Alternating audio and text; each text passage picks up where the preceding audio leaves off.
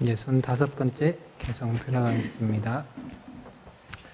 지혜로운 사람은 잠깐이라도 얻은 일을 가까이 섬기면 곧 진리를 깨닫는다. 혀가 본맛을 알리시. 부처님 그 깨달음을 얻으시고 얼마 안 돼 가지고 그 경전상으로는 이제 약간의 왔다 갔다 하는 것이 있는데 야사 비구의 친구들이었다 이런 얘기도 있고 혹은 그냥 놀러 온 사람들이었다 하는 경우가 있는데 숫자도 50명이었다, 30명이었다 이런 차이가 있습니다. 그렇지만 이제 주 내용은 모두가 부부 동반으로 놀러 왔는데 한 사람은 그 기생을 이제 요즘으로 치면 애인 대행을 데리고 이제 그 놀이로 왔었는데 그 놀이를 왔다가 그 애인 대행이 다른 사람들의 장신구들을 다 훔쳐서 도망가고 그래서 놀던 이 부부 동반으로 놀던 사람이 그 애인 대행을 이렇게 잡기 위해서 막 다니다가 부처님을 뵙게 되고 부처님께서 그 당시 그 사람들을 앉혀놓고 나 그 장신구를 찾는 것이 중요하느냐 아니면 자기 자신을 찾는 것이 중요하느냐 그러한 질문을 통해서 그 사람들이 부처님의 법문을 듣고 그 다음 이제 출가를 해서 수행길에 들어오게 됩니다. 근데 수행길에 들어오고 나서는 이분들이 두타행을 실천을 했다 이렇게 얘기를 하거든요. 두타행을 아주 편안하게 실천했다 하는 것은 이 자기 스스로 이 세상에서 어떠한 대상에 대해서도 욕심을 내지 않고 욕심을 최대한 줄인 상태로 살아가고자 하고 그러한 생활을 유지했다 하는 의미가 있거든요. 그래서 아주 기본적으로 아주 최소한의 의식주를 가지고 생활을 영위를 하는 그것이 이제 두타행이다 이러는데 그러한 두타행을 쭉 사니까 어떤 거냐 제일 처음에는 우리가 뭔가가 조금 없이 살면은 굉장히 불편할 것 같고 그런데 그 마음이 욕심이 쭉 줄어들게 되면은 이제 생기면 그게 번잡하게 느껴질 때가 있거든요. 없이 사는 게 오히려 편하다 이런 느낌을 줄 때가 있죠. 요즘에 워낙 물질이 발달하다 보니까 없으면 무조건 불편합니다 이러긴 하는데 어떤 것들은 없어서 더 편할 때도 있더라. 그래서 그렇게 이제 이 세상에 어떠한 것도 탐착할 만한 것이 없다 하는 그러한 기본 베이스에서 생활하는 것이 두타행인데 그러한 두타행을 꾸준히 잘 실천하셨던 분들이 그러니까 이제 준비가 다 돼 있어요. 욕심 내려놓는 법을 꾸준히 익히셔가지고 욕심을 꾸준히 줄여 나가셨던 분들이 부처님께 이제 다시 나아가게 되는데 그때 부처님께서 이 사람이라 지금 사람의 몸을 받았지만 우리가 무시 이래로부터 무수히 많이 죽고 하면서 버려진 내 몸뚱아리가 수미산보다 높고 그때 흘린 나의 피와 눈물이 저 대해보다 깊다. 그런 얘기들을 비구들에게 얘기를 하고 그 법문을 듣자마자 이 두타행을 열심히 하셨던 분들이 바로 아랑가를 증득하게 되었다. 다른 사람들이 봤을 때는 저 사람들은 매우 짧은 시간에 법을 깨닫는구나 라고 생각을 하는데 그 부처님께서 그 얘기를 쭉 들으시고 원래 지혜를 갖추고 있는 그러한 사람은 잠깐이라도 다른 지혜로운 사람의 곁에 있으면은 법을 금방 깨닫게 된다. 그래서 이 자기가 조금이라도 지혜를 갖추고 부처님께서 지혜롭다 하는 것은 인과를 알고 그 다음에 부지런히 노력을 하고 이 탐진치 삼독을 버리려고 애쓰는 사람이 부처님께서 봤을 때는 지혜로운 사람이죠. 그런 분이 다른 지혜로운 사람, 어진 사람을 가까이 섬겨서 그 사람이 하는 행동을 보게 되면은 금방 바로 저것이 어떠한 삶이구나라는 것을 바로 알아채고 그것이 참으로 좋은 일이구나라는 그런 얘기들을 한다. 어찌 보면 이제 그 많은 어른 스님들을 이렇게 찾아가다 보면은 저 어른 스님께서는 이 대목에서 참 이렇게 행동하실 수 있구나. 어른 스님은 어떻게 하면 저렇게 행동하실 수가 있지? 이러면서 이렇게 시간이 나고 이럴 때는 옆에서 이제 여쭤봅니다. 어떻게 하면 스님 그 상황에서 화를 안 내실 수 있고 어떻게 하면은 그 상황에서 뭔가 가질 수 있는 것을 손을 이렇게 쫙 펼쳐서 안 가지실 수 있고 옆으로 법칙 비켜서실 수 있고 그러십니까? 이러면 대체적으로 어른 스님들이 하시는 말이 원래 그거는 그렇게 해야 되는 기다 이러면서 설명이 별로 없으시고 당연한 거 아니냐 이런 표현들을 막 하세요. 왜 당연합니까? 하고 다시 한 번 더 물으면 이제 야 너는 머리 깎아가지고 부처님 인가법을 모르나? 혹은 뭐 잘 믿지도 않나? 뭐 이런 얘기들을 이렇게 하시는 거죠. 그러면은 그때마다 이제 느끼는 충격이라고 하면 충격이 뭐냐면은 인과라고 하는 것 혹은 부처님 법이라고 하는 데에 대한 믿는 마음이 기본적으로 차이가 있구나. 어른 스님들하고 나하고의 차이가 크구나. 그래서 이렇게 뭔가를 행동을 할 때 이렇게 좀 차이가 나는구나. 이런 생각들을 조금 하게끔 되거든요. 근데 뭔가 누가 막 성질을 팍팍팍 내고 있는데 거기다가 아무 소리 안 하고 가만히 꼭 듣고 있으면은 미련 곰탱이 같고요. 누가 손에 뭐 떡을 탁 놔줬는데도 그 떡을 꽉 움켜쥐지 않고 그냥 떡이 누가 가져가면 가져가는구나 하고 쳐다보고 있으면 또 그것도 미련 곰탱이 같고 뭐 그런 생각을 막 하고 있는데 그거에 대해서 이렇게 물어보시면은 그렇지 그렇게 하는 게 당연한 거야 이러면서 하시는 것들이 역시나 나보다 훨씬 더 믿음이 깊으시고 수행이 되신 분들은 다르구나 이런 마음들을 자꾸만 이렇게 먹고 그 다음에 이제 그걸 한 번만 보면은 그 다음에 제가 승질나는 상황이 있으면 계속 승질되거든요.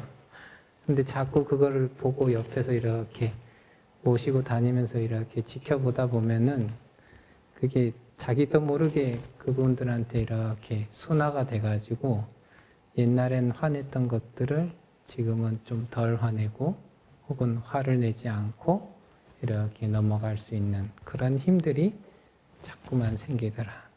그래서 근데 이제 지혜롭다 하는 사람은 그 조금만 보더라도 이것을 한 번에 탁 알아채고 저렇게 살아야 되는구나 하고 한 방에 삶의 전환을 탁 이루시는 분들이 부처님께서 보셨을 때는 가장 지혜로운 분이다. 그래서 이제 우리가 물리치료를 이렇게 자세가 틀어지고 뭐 척추가 틀어지고 하면 이제 물리치료 같은 거를 받아서 척추를 바로 잡고 뼈마디를 맞추고 이렇게 하는데 지혜로운 사람은 한번 물리치료사가 딱 뼈를 맞춰주고 앞으로 이러한 운동을 부지런히 하시면은 틀어지지 않고 언제나 바른 자세를 가지시면은 좋습니다. 이런 얘기를 들으면 바로 내가 지금 몸이 맞추기 전에는 어디가 아팠었는데 몸을 맞추고 몸을 바로 했더니 몸이 좋아지는구나. 그래가지고 바로 거기서 전환을 일으키는 사람, 그런 사람은 지혜로운 사람이고요. 아니면은 일주일에 한 번씩 이 물리치료를 꾸준히 받으면서 빨리 바뀌진 않지만 조금씩이라도 아주 미세하게라도 이 자세를 바꿔가는 사람, 그런 사람도 그 나름대로 지혜롭다고 할 수 있죠. 근데 그러면 지혜롭지 않은 사람은 어떠냐? 물리치료만 받고 바른 자세 취하지 않고 운동도 하지 않고 그냥 이렇게 지내는 분들, 그러면서 계속 물리치료 받으러 가시고, 근데 물리치료를 한 달, 두 달, 세 달 이렇게 다니다 보면은 이제 의심이 들죠. 이 물리치료사가 돌팔이구나.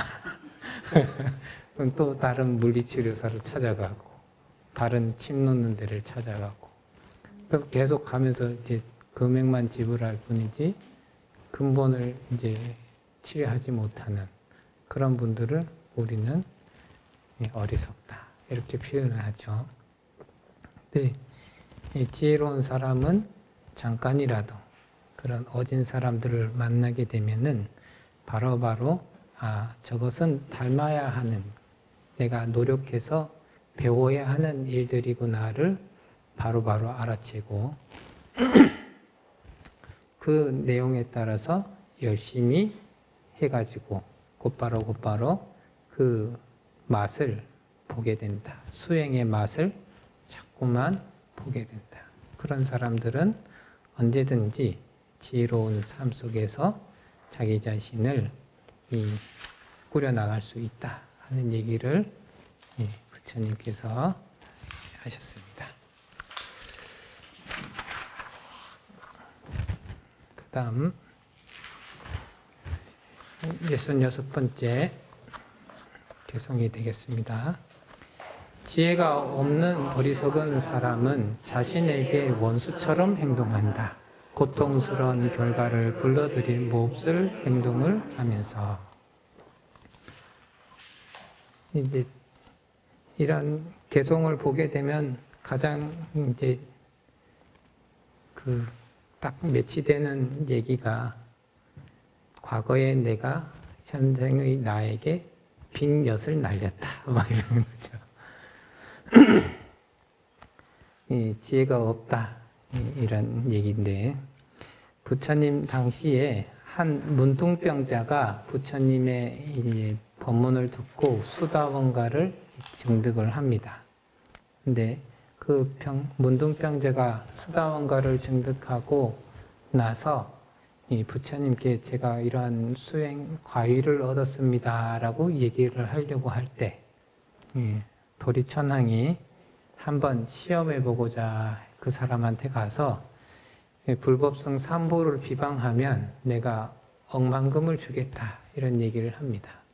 그랬더니 이 문둥병자가 나는 오히려 많은 재산을 가지고 있다. 무슨 재산을 가지고 있느냐? 믿음과 계행과 참계심과 그 다음에 악행을 두려워하는 마음과 법문을 듣고 보시할 줄 알고 지혜를 갖추고 있다. 나는 이것을 내 인생의 보물 창고로 여기고 있고 이것을 가지고 있기 때문에 나는 가난한 사람이 아니다. 이런 얘기를 이렇게 하죠. 그런 다음에 부처님을 뵙고 인사를 드리다가 이제 돌아가는 길에 어떤 암소한테 들어받쳐가지고 죽음에 이르게 된다. 그것을 이제 쭉 봤던 스님들이 저 사람은 문둥병자는 왜 저렇게 죽게 됩니까? 수다운 것까지도 얻은 사람이 왜 저렇게 죽었습니까? 라고 물어봤더니 부처님께서 이제 두 가지의 인과를 과거 생의 얘기들을 얘기하시는데, 저 문둥병자가 전생에 한 여인을 이제 친구들하고 겁간을 하고 나서 죽여버렸다. 그래서 그 죽을 때 여인이 다음 생에는 내가 너희들을 반드시 죽이리라 하는 그 원한을 가지게 됐고, 그 원한에 따라서 지금 법문을 듣고 돌아가다가 암소에 들이받쳐서 죽게 되었다. 문둥병은 왜 생겼느냐? 과거에 벽지불한테 침을 뱉고 욕을 했던 그러한 과보로서 이번 생에 수없이 많은 질병을 가진 문둥병자로서 크게 고통을 받게 되었다. 그래서 과일을 증득했다 하더라도 과거 전생에 지었던 업의 결과로서 그러한 고통의 과보 속에서 살아간 사람이 있었다. 이런 얘기를 이렇게 하는 거죠. 그래서 이 지혜가 없는 어리석은 사람은 바로 자기 자신이 자기 자신에게 원수가 돼서 나를 파멸시킬 만한 행동들을 스스럼 없이 하게 된다. 지금 이제 뭐 오늘 이렇게 보다 보니까 그 우리나라에 요즘에 마약이 많이 들어온다. 뭐 이렇게 하고 젊은 층에 마약을 하는 이들이 늘어나고 있다. 이렇게 하는데 숱하게 방송에서는 마약이라고 하는 것을 하게 됐을 때 사람이 얼마나 피폐해지고 사람이 얼마나 고통스러워질 수 있는지에 대해서 얘기를 하고 또는 뭐 영화나 이런 매체를 통해서 그런 고통스러운 장면들을 보여주고 그러죠.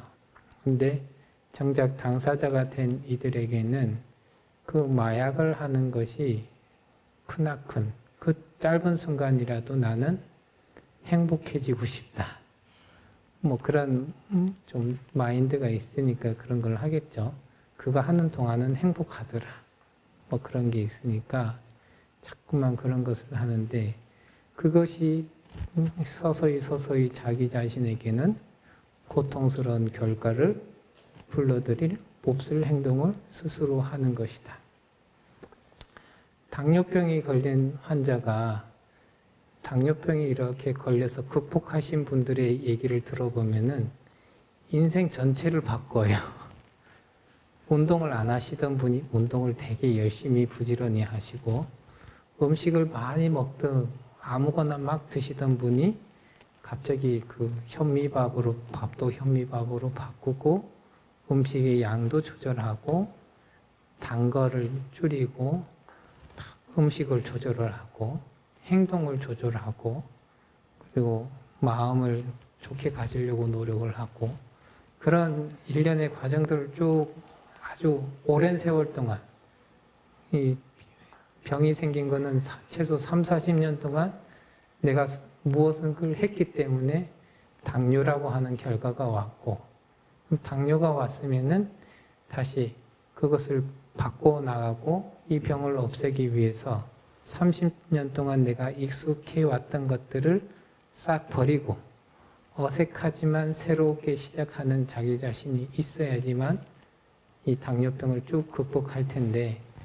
그 당뇨병이라고 하는 데에 대한 인식이 없으면 그리고 혹은 요즘에 의술이 발달되니까 뭐 과자 하나 더 먹고 인슐린 약 하나 더 먹으면 되지.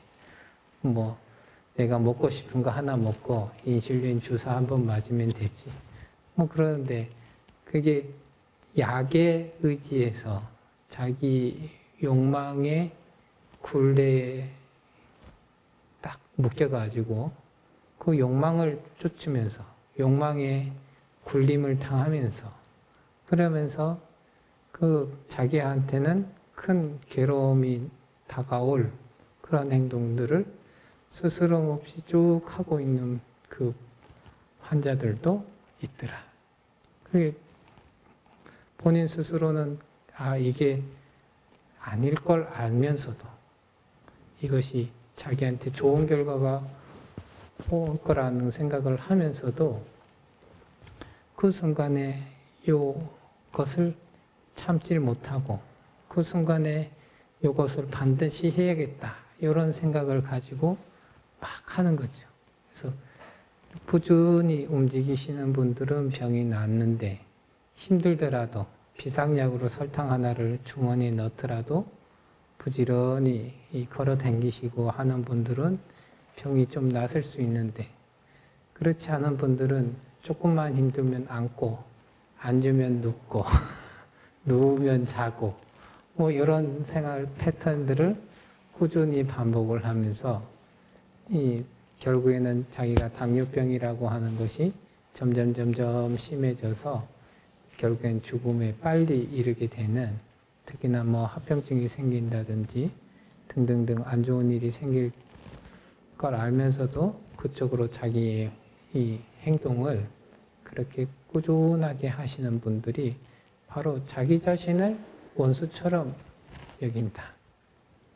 그것이 아니라도 자기 인생살이가 너무 팍팍하고 내가 스스로 봤을 때 내 인생에서는 어떠한 빛도 없을 것 같고, 이렇게 안 되는 것에 대해서 화풀이를 할 수 있는 대상도 별로 없어 보이고, 이 세상에 사는데 의미가 없어 보이고, 이러면은 자기 몸에다가 스스로 상처를 내면서 자해를 한다든지 혹은 자살을 한다든지 하는 식으로 자기에게 큰 고통을 안기면서 자기 그 문제를 해결하려고 하는 그런 일들도 펼쳐지더라. 지혜가 없는 사람들은 그 시간이 짧은 순간에 다가오든지 긴 순간에 다가오든지 간에 자기에게 고통이 될 만한, 우리가 원수가 되는 거 별거 아니라 내가 원하는 거를 방해 좀만 해도 원수고요. 나를 조금만 승질내게 해도 원수 바로 되거든요.